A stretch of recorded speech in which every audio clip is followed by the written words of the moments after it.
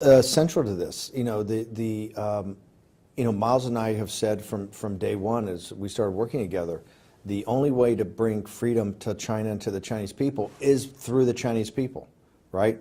It's not Miles Guo or Steve Bannon or others at Guo Media or other Chinese that are living out in the West that are going to bring down this radical cadre of the CCP. The freedom of the Chinese people is in the hands of the Chinese people. And I think the more the truth gets out to the rest of the world, it can come to their assistance on how they get their freedom. I think a key part of that, as Miles has talked, is one part is investigations. Another part is media to expose the investigations, whether that's HNA or all of these other situations we've had where people have either been imprisoned or committed suicide or been murdered or missing.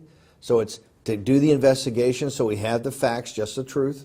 Then it's working with the media and having our own media to expose the truth and get it out to a broader audience. And I think the third is, and obviously part of that is working with legal systems throughout the world to make sure people are brought to justice. I think the third part of that is some sort of either network or working with other countries that can actually, for whistleblowers and those people that expose this type of corruption, right, and people that are being falsely imprisoned, people that are under that are being oppressed, that it would be some sort of system, hopefully with other governments, other peoples, that there would be some sort of system and policy to allow people to actually live in those countries and not just have the political asylum and the protections, but actually get passports. That is going to take, obviously, a lot of work, and we're dedicated to do this. I think one of the things that the audience understand, I left here last night, like at 11 o'clock at night. Miles and his team was still here working.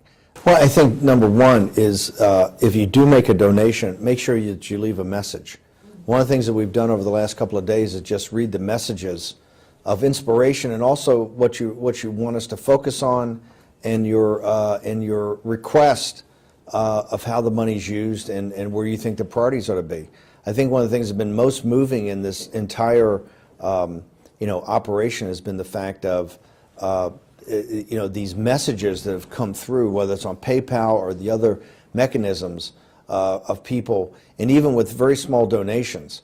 And we understand that this is really coming out of your hard-earned money and really what you live on.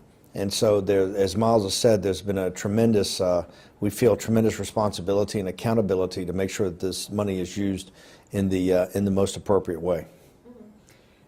When we get these messages that come in on PayPal and these other services, we see your messages that say that you're dedicating this payment to someone that has been imprisoned, or you say that the payment is for someone who's been unjustly beaten or someone has been interrogated.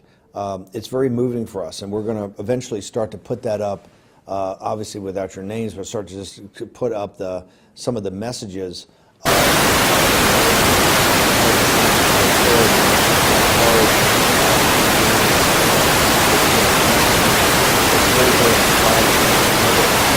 That we'd be getting these messages literally on a moment-by-moment basis. And so I think the outpouring that we've seen so far from basically the common person, right, the little guy that said, hey, I've had enough of this, and this is not right, it's not fair, and somehow it's got to be corrected, I think is one of the most moving things that I've been fortunate enough to be involved in.